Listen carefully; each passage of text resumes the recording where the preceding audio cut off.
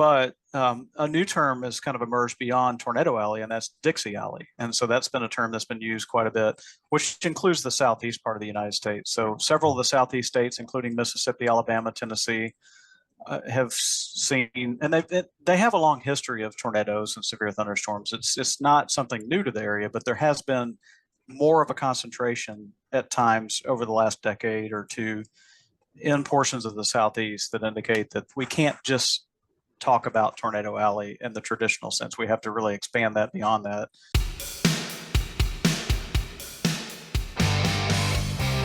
Hi, this is Tyson Fisher, associate editor at Landline Magazine.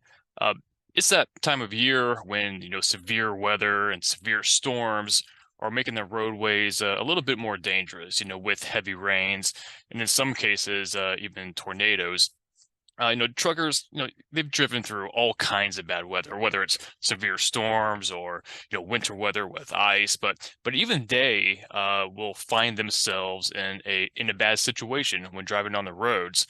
There's actually a viral video that's going out right now of two tractor trailers driving like straight into a tornado. Needless to say, that's something you probably shouldn't do. But along those lines, so with me to talk about, what to look for in severe weather and what to do and what not to do when finding yourselves pretty much in a bad situation in the middle of the highway is Barry Bowers. And Barry Bowers is a meteorologist with the National Weather Service.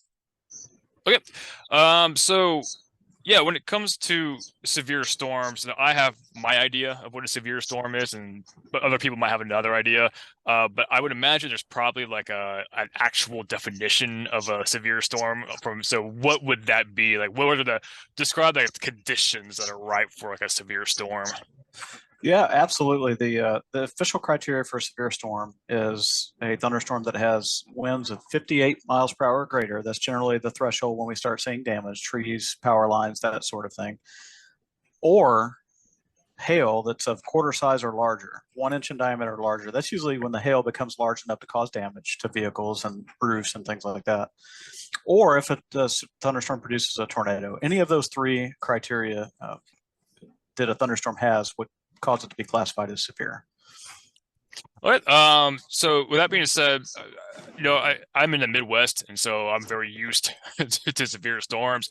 But I kind of wonders, like, are there areas in the countries that are more prone to severe weather than others? Is it kind of uniform across the board? How's that work? Well, there are areas that are more prone to severe thunderstorms, and we can say that there really isn't an area of the country that is immune from severe thunderstorms. It can happen just about anywhere across the country, but the concentration seems to be much higher east of the Rocky Mountains and west of the Appalachians, in that area of the central part of the United States. So the Midwest, as you said, the Great Plains especially, in the southeast. But again, even the eastern part of the United States and to the mid-Atlantic region can see severe thunderstorms fairly frequently. In the West, they do happen. It's not as common.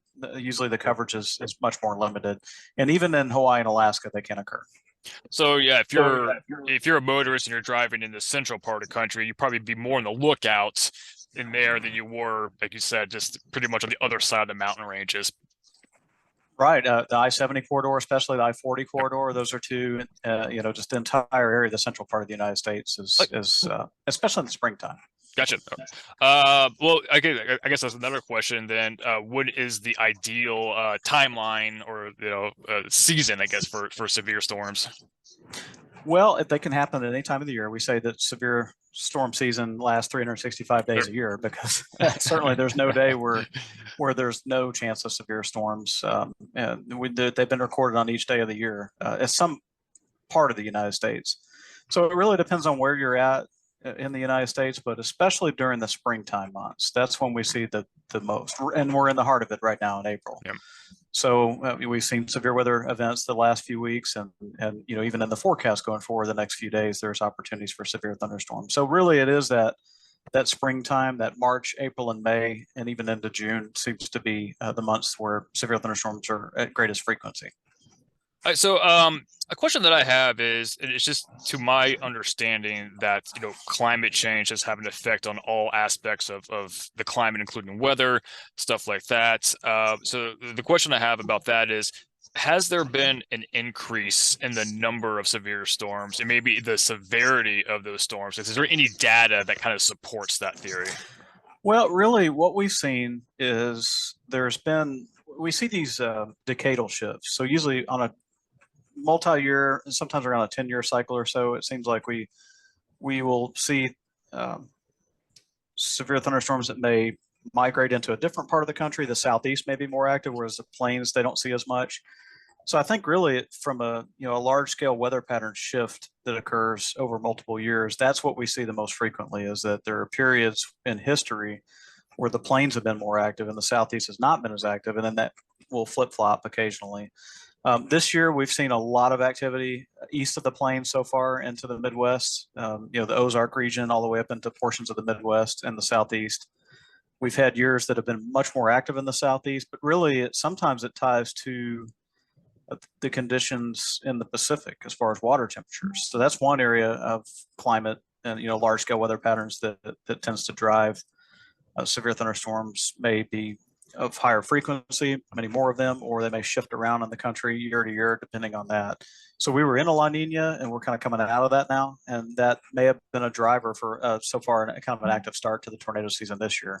But it's difficult to pin down exactly, all the mechanisms that go into causing that. There's so much that goes on a global scale that drive the weather patterns that shift from year to year and over the long term as well, that it's really tough to be able to pin that down exactly, to know each year where the hot spot, so to speak, would be for severe thunderstorms. Sure. That's an area of continued research. That kind of goes into the follow-up question I had there is whether or not, with the different the shifts in weather patterns, we have so the focus of my story is going to be on Tornado Alley, right? Like what to do if you're like on the interstate and there's a tornado or you hear the sirens or something like that. So we have Tornado Alley, and I kind of looked up where Tornado Alley, and there's some common, everyone believes that I think it's like Nebraska, Kansas, Oklahoma, always firmly in Tornado Alley, but I've seen other states included in there also. So the question I have is whether or not there has been if Tornado Alley has expanded or shifted geographically, or if there's how that has worked over time as well. Yeah, sure. It's really interesting question, and we continue to kind of put research into that to see how that may have changed. There's some indication that at least on a multi-year scale recently that there has been a little bit of an eastward shift in that. Whether that's sustainable or what that looks like, if you were to look over a very long period, that's difficult to tell. But a new term has kind of emerged beyond Tornado Alley, and that's Dixie Alley. And so that's been a term that's been used quite a bit, which includes the southeast part of the United States. So several of the southeast states, including Mississippi, Alabama, Tennessee, have seen, and they have a long history of tornadoes and severe thunderstorms. It's not something new to the area, but there has been more of a concentration at times over the last decade or two in portions of the southeast that indicate that we can't just talk about Tornado Alley in the traditional sense. We have to really expand that beyond that. Understand that it is something that happens beyond Texas, Oklahoma, Kansas, and Nebraska, those traditional Tornado Alley states that you mentioned. And the thing I'm kind of fascinated about, especially when it comes to like tornado or tornadic activity or weather, is that another thing that I write about a lot is like hurricanes, driving into hurricanes. And at least with hurricanes, we can we get like a 2 or 3 day warning at least for that. It seems like we don't quite have that luxury with tornadic activity.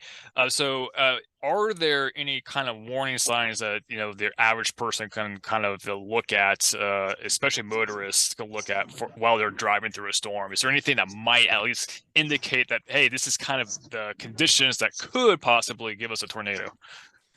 Yeah, that's a really interesting question too. It's unfortunate because they're such small scale processes that to pin down any one location that's going to be impacted by a tornado more than our typical 15 to 30 minute lead time on our tornado warnings is difficult. So it's one of those things where if you're observing this thunderstorms and one that looks particularly bad, you may notice some rotation with it. They're what we call a wall cloud, which is a kind of the lower part of the thunderstorm, and you may notice rotation in that even before a tornado forms. And then a funnel cloud may form at that point too, and those are some of your indications that the storm is becoming tornadic at that point when you see those features. So our storm spotters that we train to watch for this, a lot of times we tell them to look for that lowered wall cloud, that rotating area within the thunderstorm. And sometimes that's much more apparent before the tornado actually develops. So that's one of the precursor signals for that.